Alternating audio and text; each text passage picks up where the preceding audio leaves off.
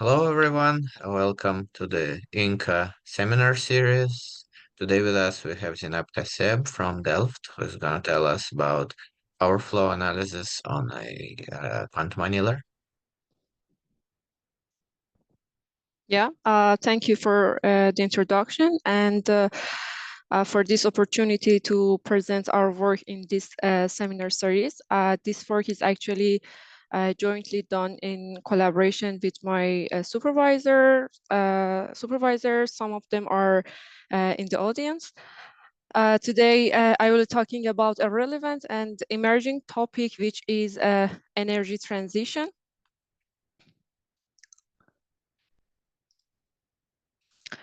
We are here in the Netherlands, a rather small country, but densely populated. In this figure, you see the onshore power system of the country. And as time goes by, more and more renewable resources are added to the power grid. As a result, we are experiencing a transition from centralized power generator to decentralized and less controllable generators, and also more and more demanding customer behavior.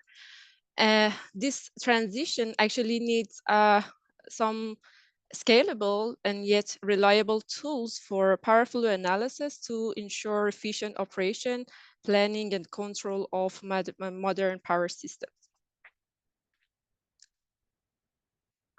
So what is power flow analysis? The task is to calculate the voltage magnitude and phase angle of all buses within a power system for a given load and generation, and also system topology.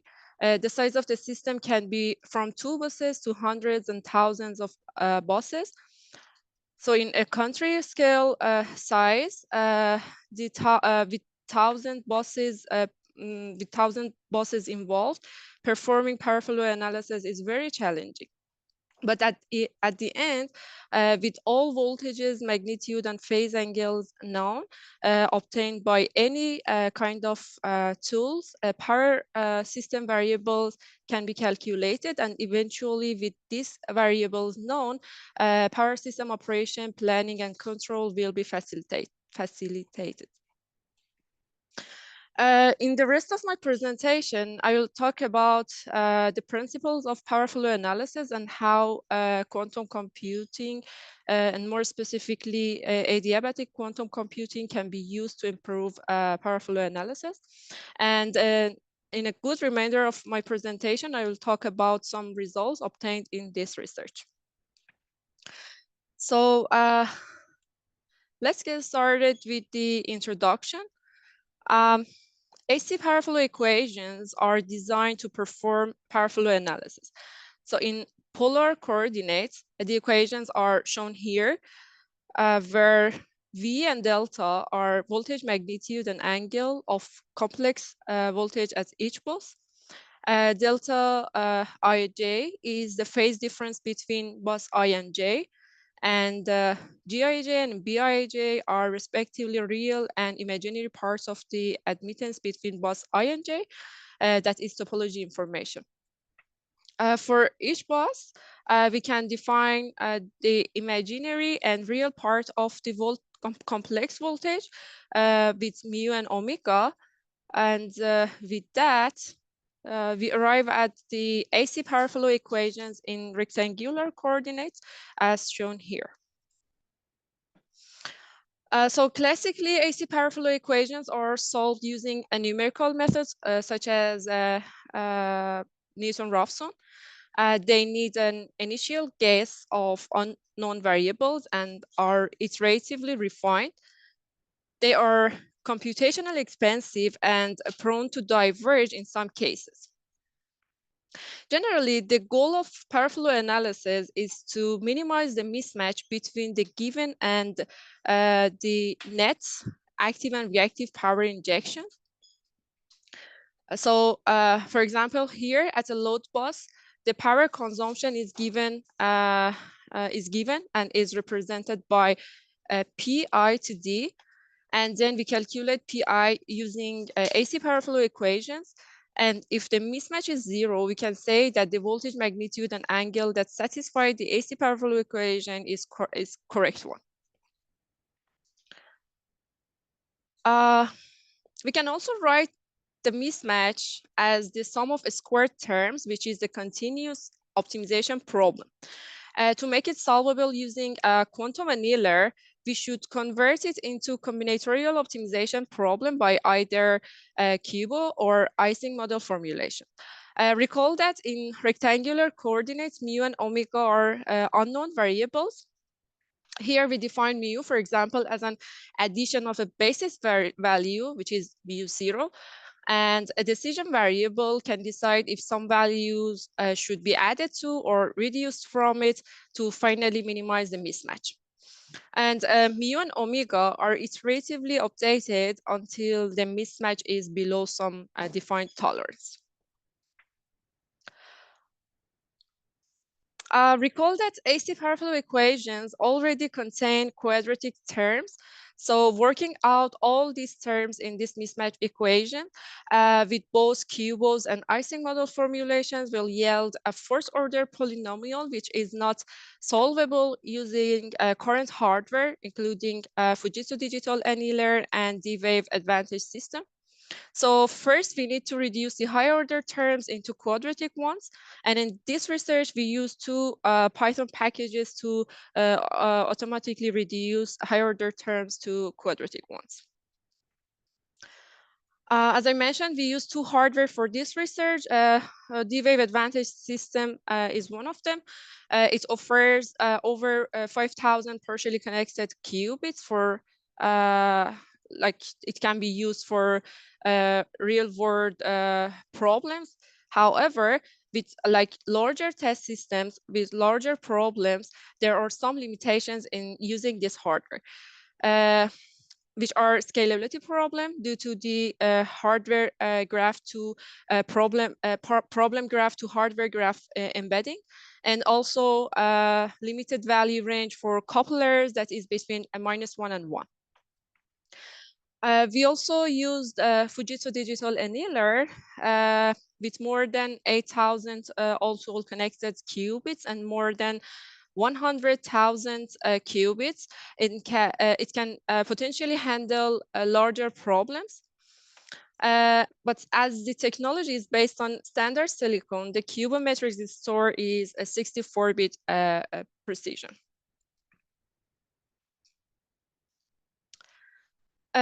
In combinatorial power flow formulation, we assume that the active and reactive powers are available for all buses.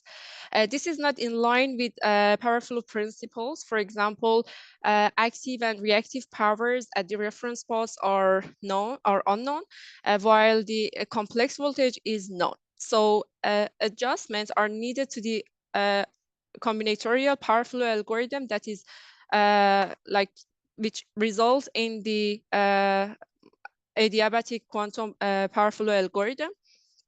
For example, for a 4-bus test system shown here with 1 reference bus and 3 load buses, the active and reactive power values for the reference bus are excluded from the respective vectors, and mu and omega are assigned to the reference bus before starting the loop.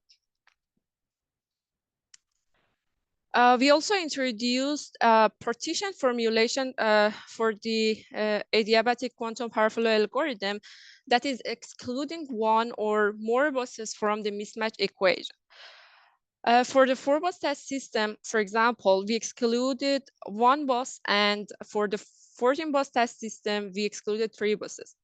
Actually, this is the first time that power flow equations are partially solved while resulting the whole system variables.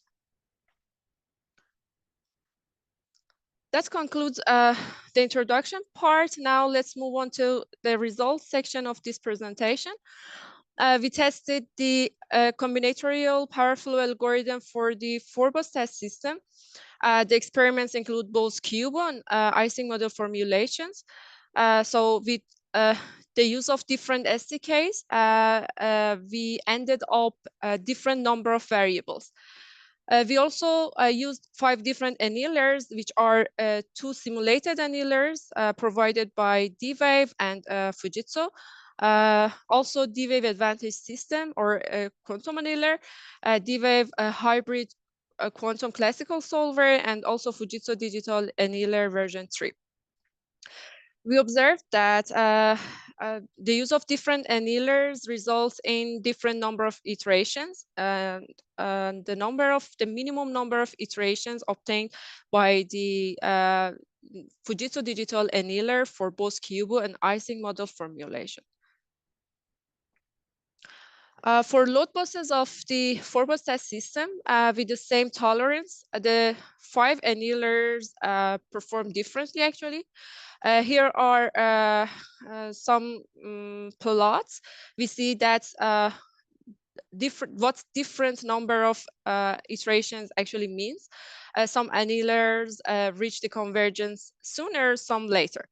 The results are compared with the values obtained by the classical powerful solver, which is Newton-Raphson method. The same goes with the Ising model formulation. With Ising model formulation, we have more fine-grained updates in each iteration. And you see here how this impacts the number of iterations needed for to reach the convergence compared to the QUBO formulation. So here we have the maximum number of 70, and here we had like 100 iteration. Here you see the results obtained by the Adiabatic quantum power flow algorithm for the 4-bus test system. Actually, the residual is still the same as a combinatorial power flow. And we see here that the results for different hardware and formulations are very close to that of classical solver. Yeah.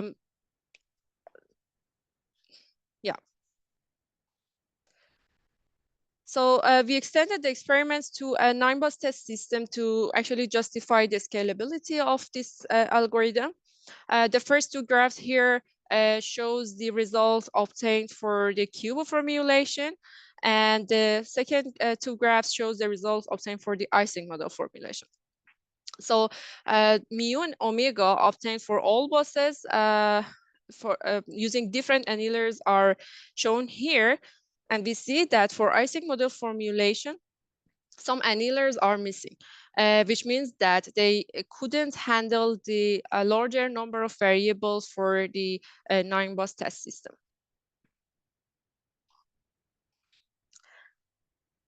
We also performed the experiments for different test system sizes using different SDKs. We reached different number of variables for different test systems.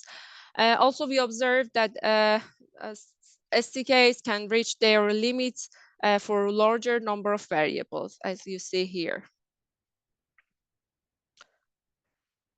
For all test system sizes, we implemented both QUBO and Ising model formulation. And we observed that with some annealers, the algorithm is not converged for larger test systems. Also with quantum annealer provided by D-Wave Advantage system, there were no embedding for larger test systems. And we observed that Fujitsu digital annealer version 3 could successfully handle the number of variables for all test system sizes. To further improve the performance of the adiabatic quantum power flow algorithm, we introduced an adaptive strategy to update voltages in each iteration. To that, 2 sets of so here you see the 2 sets of binary variables that are saved and represent the bit strings for the previous and second previous iterations. An example of how this strategy actually works is when an iteration, when the value of delta in an iteration is increased, followed by an increase in the next iteration, and then a decrease in the current iteration. And this pattern suggests that to prevent mu to fluctuate actually between the two values and to promote convergence, we should reduce the delta mu. So this strategy works like.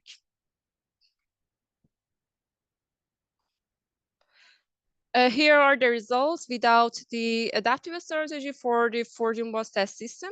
The number of iterations obtained for the same tolerance is 20. And also here are the results with the adaptive strategy for the same test system. And you see how the update pattern is changed from this to actually this. And the number of iterations is reduced to 10, which is half of the number of iterations for the previous slide. We did also experiments for partitions formulation. For the 4-bus test system, we excluded one bus that results in a reduction of 44% in the number of variables. And we observed that the voltages obtained for the whole system is comparable with the results obtained by the complete formulation and also the classical solver. For the 14-bus test system, we excluded 3 buses from the formulation, and this resulted in the number of a reduction of more than 20% in the number of variables. And still, the voltages are very close to those obtained by the classical solver. This slide brings me to the end of this presentation. In this presentation, we showed that with the new design of the AC power flow equation, we can expect improvement in power flow analysis to meet the needs of modern power system. And also, we showed that adiabatic quantum power flow algorithm is expected to handle larger power systems as it uses the reliable adiabatic quantum computing model. And we are going to continue improving adiabatic quantum power flow algorithm. Thank you for your attention.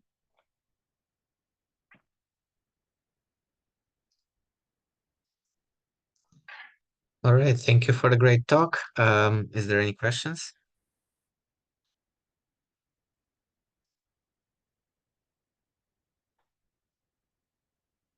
So I would like to ask, because it went over a little bit quick, what are those variables, omega and mu? And are you using some sort of um,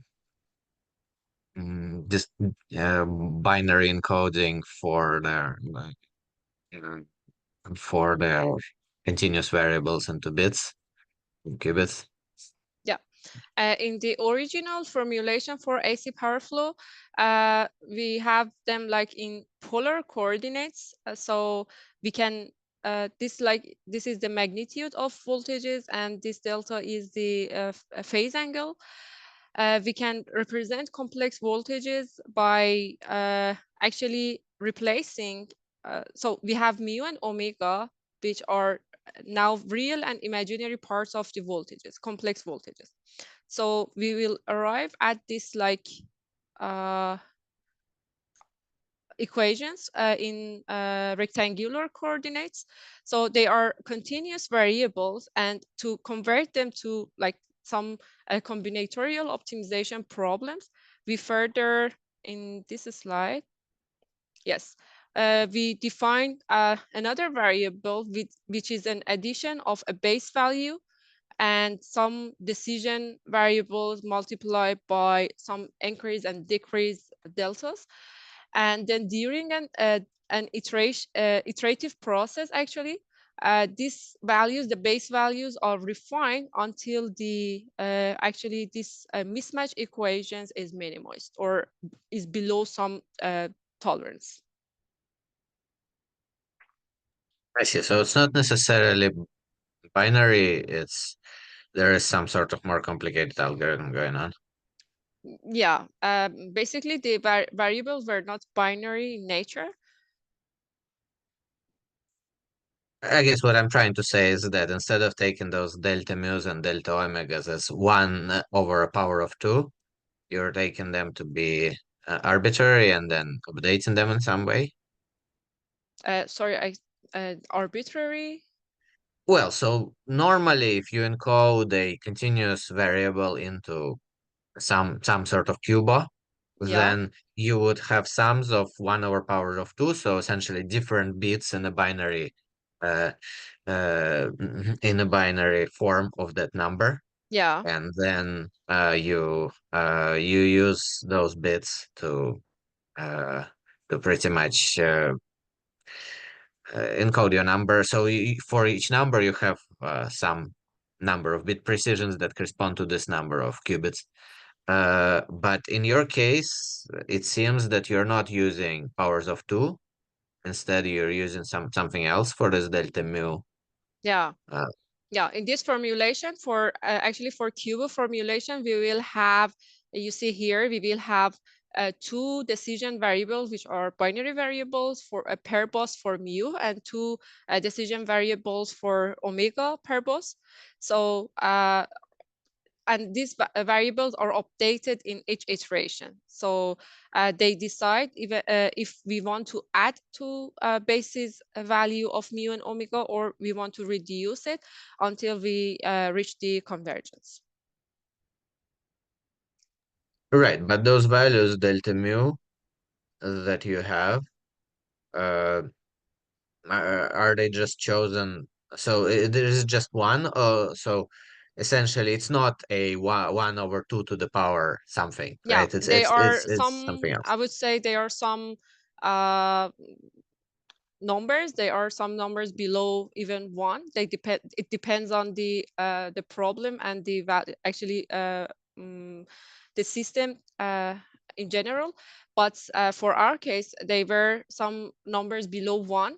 And then here I showed that we could do it like having some general delta mu and delta omega during the whole procedure like this.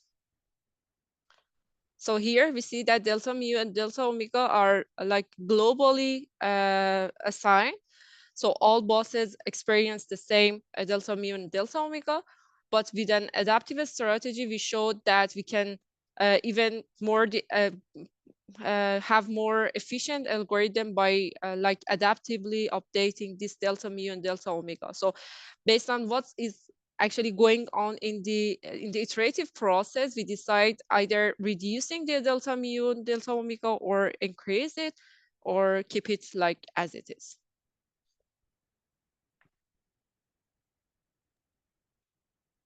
I see. Thanks. Are there any other questions?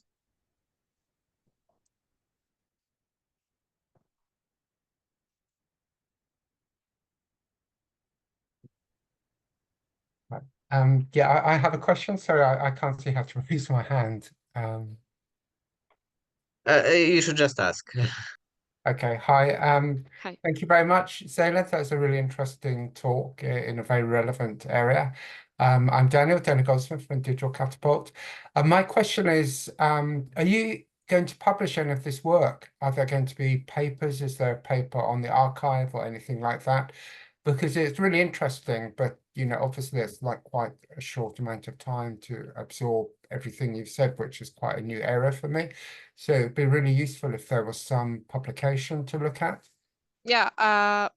Thank you for this like remark. Actually, this QR code uh, is to the preprint of the paper. So the first paper is now under review, but we published a second paper. We will publish a second paper later. But most of the content that I presented here can be found in this like link. It's like a preprint in Research Square. Perfect. Thank you. Thank you very much. I'll take a photo. I'll go off, go on mute and take a photo of the link. Thank you very much. Thank you.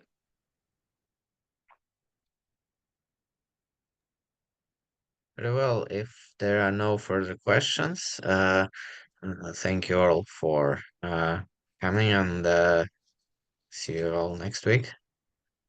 Thank you.